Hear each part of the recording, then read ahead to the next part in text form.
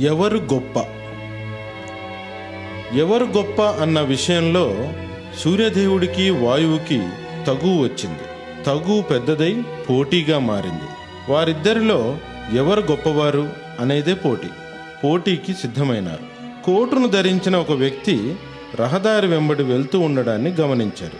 సూర్యుడు వాయువుతో ఈ విధంగా అన్నాడు: ఆ వ్యక్తి శరీరం నుండి వేసుకున్న కోటును వేరు చేయగలిగిన వారే గొప్పవారుగా నిర్ణయింపబడతారు. అనగానే వాయువు గాలి బలంగా వీచడం ప్రారంభించాడు. బాటసారికి చలిగా అనిపించి కోటును శరీరానికి దగ్గరగా అదుముకున్నాడు. ఈసారి వాయువు మరింత వేగంగా గాలిని ప్రయోగించాడు. కోటును ఇంకా గట్టిగా హత్తుకొని నడక సాగించాడు. గాలి అలసిపోయి తన ప్రయత్నాన్ని విరమించుకున్నాడు. ఇప్పుడు సూర్యుని వంతు. బాటసారిపై సూర్యుడు కొంత వేడిని పెంచాడు.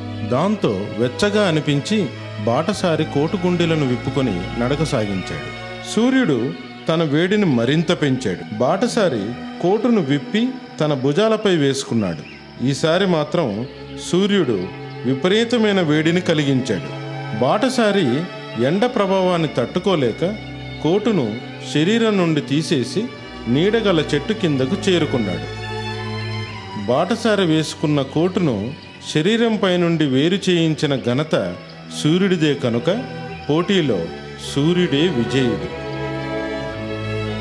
ఈ కథలో నీతి: దూకుడుగా పనిచేయడం వల్ల ఓటమి తప్పదు. అదే నిరంతర పరిశ్రమ వల్ల విజయం తథ్యం. తెనాలి: ఏమిటి మహారాజా? సాధువులు బ్రాహ్మణులు వేదాంగాల్లో గొప్ప పండితులు కదా. అవును మహారాజా, మీరు చెప్పింది నిజమే. వర్తకులకు ఈ పాండిత్యం ఉండదు కదా. అవును, అది కూడా నిజమే మహారాజా.